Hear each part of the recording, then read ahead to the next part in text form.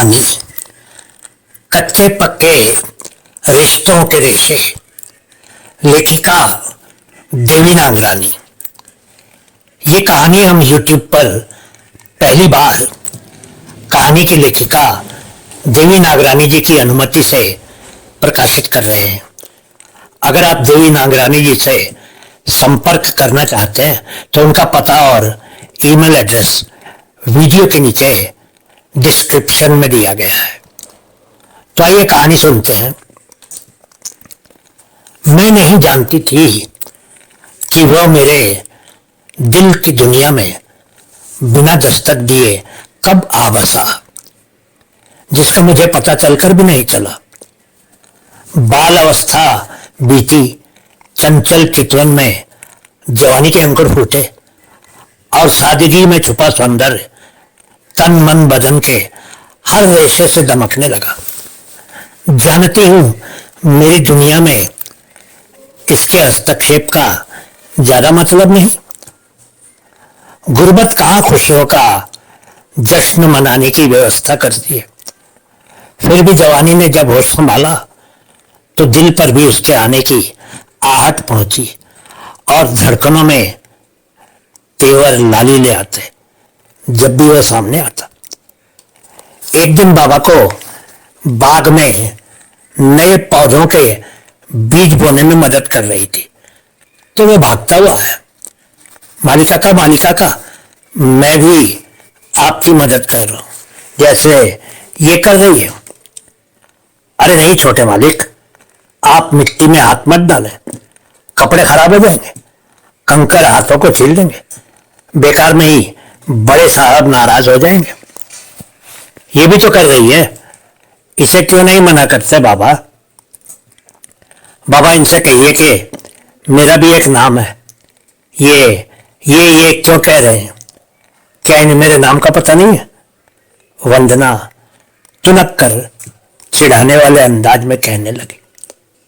अरे वंदना, अब चुप भी हो जा। मालिक जानते हैं तेरा नाम वंदना है। हाँ बाबा, मैं भी वही करूंगा जो वंदना कर रही है। क्यों, ठीक है ना वंदना?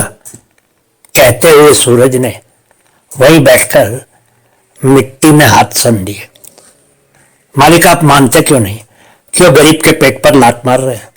बड़े साहब ने देख लिया तो हमें नौकरी से निकाल देंगे, और अगर ऐसा हुआ तो हम दोनों बाप बेटी बेघर बेसहारा हो जाएंगे। आप उठिए, जाइए यहां से। और सूरज कुछ समझते हुए कुछ ना समझते हुए अपने हाथ झटक कर गर्दन नीचे करके नाराजगी जाहिर करने वाले अंदाज में खड़ा हो गया। मैं उस समय 12 साल की थी और सूरज 15 का। मैट्रिक में पढ़ता था, तेजस्वी था। वह भी मेरी तरह अपने बाबा के साय में पल रहा था। मेरे जन्म के पहले ही मेरे बाबा अम्मा बड़े साहब की हवेली में काम कर रहे थे। हवेली के पिछवाड़े में उन्हें एक खोली दी गई थी जिसमें मेरी पैदाइश हुई। अम्मा और बाबा ने मेरी देखरेख के बाद का बचा सारा समय हवेली के लोगों की सेवा में लगा रखा था। बड़ी मालकिन कई सालों से बीमार थी। कोई भी उपचार उन्हें मौत से न बचा सका। जब से उनका देहांत हुआ तब से अम्मा बाबा घर का सारा काम संभाले हुए। बाबा घर आंगन की जरूरतों, बाग की रखवाली करते, अम्मा सफाई से लेकर खाना बनाने तक का सारा काम संभालती। बड़े मालिक व सूरज को खाना खिलाने के पश्चात रसोई घर साफ करके बचा हुआ खाना खोली में ले आती, जहां हम तीनों साथ बैठकर खाते। हमारा खाना पीटना, ओढ़ना बिछाना मालिक की मेहरबानी से चलता रहा। भगवान को जाने क्या मंजूर था।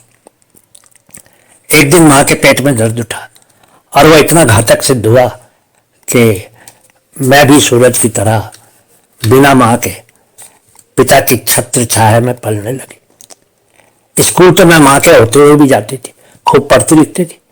कभी कभी अच्छे अंक लाने पर बड़े मालिक खुश होकर पिताजी को पैसे देते और कहते, इसे नए कपड़ों के 2 जोड़े ले दो। और वह खुश होकर और ज्यादा अच्छा पढ़ने का प्रयत्न करती। धीरे धीरे 7वीं कक्षा के बाद पिता के कांधों पर बढ़ते हुए घर के काम के बोझ ने मुझे पढ़ाई की ओर से बेमुख कर दिया और मैं पढ़ाई में ध्यान कम और घर के काम में ज्यादा ध्यान व समय देने लगी। स्कूल से आने के बाद मैं पिताजी के साथ घर आंगन व उसके जुड़ी बगिया की सार संभाल में उनके साथ लगी रहती। वक्त के साथ साथ पिताजी सिर्फ बगिया और बाहर का आंगन साफ सुथरा रखते और मैं घर के भीतर रसोई घर संभालती, सबके लिए खाना बनाती, खिलाती और रात को साफ सफाई करके अपने बाबा के साथ पिछवाड़े वाली खोली में साथ बैठकर खाना खाती। ऐसे में मुझे बचपन की यादें घेर लेती और बरबस माँ की कमी महसूस होने लगती। औरत के बिना घर आंगन कितना सूना लगता है, ये सूरज और मैं भली भांति महसूस करने लगे। मैंने समय के बंटवारे के कारण अपने मन की बात पिताजी के सामने रखी और स्कूल ना जाने का निर्णय सुना लिया। बहुत बहस हुई, तर्क वितर्क हुआ, पर मैंने किसी की नहीं सुनी। बस पढ़ाई बंद करके जैसे घर की हो गई। अब बाबा बाहर बगीचा संभालते और मैं भीतर रसोई घर संभालती। घर की देखरेख में दिन कब शुरू होता और कब खत्म होता पता ही नहीं पड़ता। स्कूल जाने के पहले सूरज को नाश्ता तो कभी बड़े मालिक को वक्त पर खाना पीना और दवा का ध्यान भी रखना पड़ता। कभी भाग भाग कर बगीचे में जाकर बाबा की खाली मुट्ठी में मोछ दे आती और वे मुस्कुराकर अंगूठे से हाथ पोंछकर मेरे सामने फैला देते, जैसे मंदिर में प्रसाद लेते समय लोग करते। बाबा के लिए तो घर ही मंदिर बन गया था और मेरे हाथ से लिया गया मोठ प्रसाद बस यही छोटी छोटी खुशियां आपस में बांटते हुए जीवन की गाड़ी यकसा रफ्तार से चलती रही। अचानक एक दिन बड़े मालिक को दिल का दौरा पड़ा और वे आस्था भरी आंखों से मेरे बाबा की आंखों में देखते रहे, जैसे कोई वचन दे रहे हो। पिता की आंखों से बहते अविरल आंसू अदा करते हुए हामी भर रहे थे। मैंने और सूरज ने वहीं खड़े खड़े नजरों से कुछ देते कुछ लेते हुए वादों का सिलसिला देखा और यह भी देखा कि दोनों के हाथ एक दूसरे के हाथ को सहला रहे थे, थपथपा रहे। और देखते देखते बड़े मालिक का शिथिल हाथ पिताजी के हाथ में ठहराव पाने लगा। जाने वाले चले जाते हैं अपने प्रियजन को आंसुओं के सैलाब में छोड़कर। यह विधि का विधान है जिस पर किसी का बस नहीं चलता। ऐसे ही गर्दिशों से गुजरते हुए जीवन के 6 साल बीत गए। मैं 19 साल की बालिग लड़की घर के काम में सार संभाल उठाने में परिपूर्ण हो गई। सूरज ने भी पढ़ाई पूरी करते हुए 22वें साल में कदम रखा। अब उन्होंने अपने पिता के कारोबार की बागडोर पूरी कुशलता व जिम्मेदारी के साथ थाम ली। उम्र के इस पड़ाव में माली काका भी कमजोरी और शिथिलता महसूस करने लगे। एक रात वंदना से कहकर सूरज को अपने रहवास में बुला लिया और आंखों में आंसू लिए उनके सामने अपनी इच्छा को रखते हुए विनम्रता से कहा, छोटे मालिक, अब इस भरी दुनिया में आपका कोई नहीं, न वंदना का। मेरी इच्छा है कि अब तुम वंदना का आधार बनो और उसे अपनी सहकर्मी बना लो, ताकि मैं इस बंधन की गांठ को अपने कमजोर हाथों का आशीर्वाद दे सकूं। और उससे सूरज का हाथ थामते हुए वंदना का हाथ उन हाथों में सौंपा।